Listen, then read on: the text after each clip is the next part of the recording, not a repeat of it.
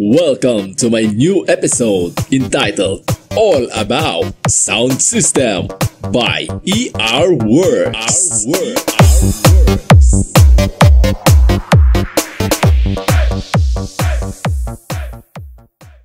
At ang topic natin ngayon ay All About Basic Sound System Setup.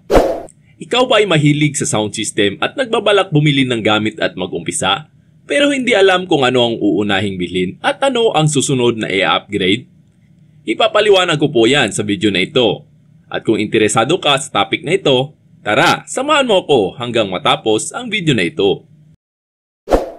Teka. Bago tayo magsimula, siguraduhin muna na nakasubscribe ka na at nakahit na ang notification bell. Umpisa tayo sa pinaka-basic na setup na pwedeng panimula ninyo. Ito ay ang isang amplifier, integrated man o power amp. Tapos, dalawang full range na box. Kung pang music lang sa bahay, pwede na ito. At kung gusto mong pang videoke, mas mainam intake amp ang gamitin para merong saksakan ng microphone kung wala ka ng planong mag-upgrade o bumili ng mixer. Pero kung may plano ka pa, mas maigi power amp ang bilhin mo. Ngayon, sa setup na ito, kung nagbabala ka mag-upgrade, ano ang susunod na bibilhin mo? Pwede kang bumili ng mixer para pwede mo itong gamitin sa mga small event na kailangan ang micings. At ang magiging setup ay mixer, patungong amplifier, tapos papuntang speaker. Next naman ay kung may extra budget ka na, pwede kang bumili ng equalizer para matimpla mo ng maayos ang tunog ng sound system mo. Makakatulong ito sa pag-enhance ng tunog ng sound system mo, basta tama lang ang pagpihit.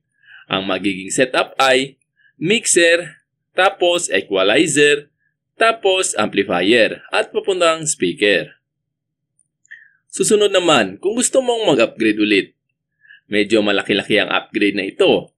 From full range setup, upgrade ka sa two-way setup. Paano ito? Di ba meron kang dalawang full range na speaker? Ngayon, magdadagdag ka ng dalawang subwoofer. At dahil nga nagdagdag ka ng subwoofer, kailangan mo din ng amplifier para mag-drive dito.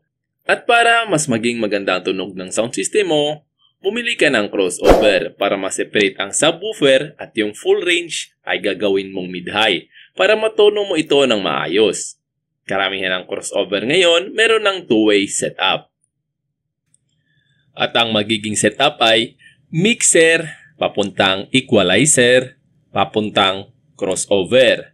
Tapos, yung out ng crossover sa mid-high, papuntang amplifier mo sa mid-high. Tapos, yung out ng crossover sa subwoofer, papuntang amplifier mo sa subwoofer. Pwede din namang gawing three-way itong setup na ito. Kaso, magiging mono ang mid-high mo, which is not advisable. Mas magandang naka-stereo ang mid-high para mas maganda ang quality. Okay lang ang sub maging mono.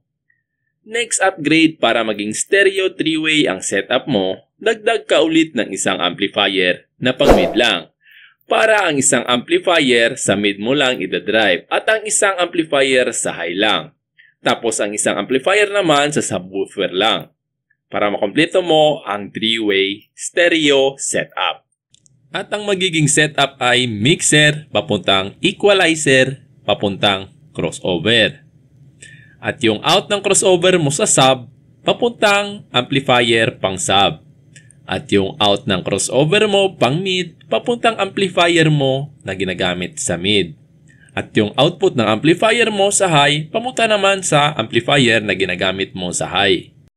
Break time muna mga insan! Mag-promote lang ako ng business. Brand new equipments at accessories ba ang hanap mo? Meron kami yan. Good quality na, presyong kaibigan pa. Bumibili at nagbebenta din kami ng mga lumang gamit at electronics gadget. Baka may pinaglumaan kayo dyan at mga sirang kagamitan. Binibili din po namin yan. Sira ba amp o speaker mo? Nag-ayos kami yan at kahit iba pang kagamitan. Basta makaya ng aking kapangyarihan. Hanap mo ba ay box na mura at tested na? Meron din kami yan.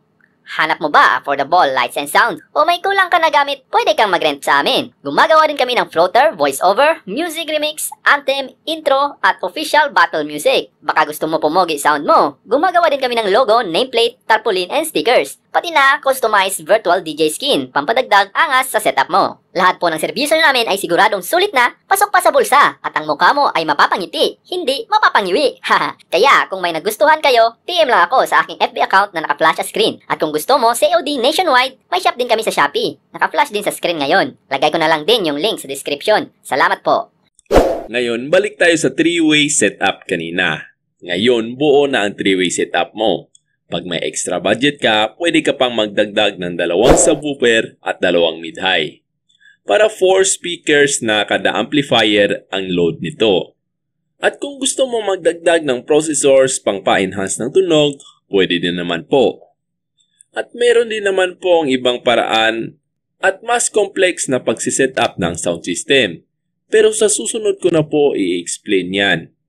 Sa ngayon, focus muna tayo sa basic at tamang setup na magandang pangsimula at para madali itong sundan para sa mga baguhan nating mga ka-industriya dyan na nagbabalak mag-upisa ng sariling sound system setup.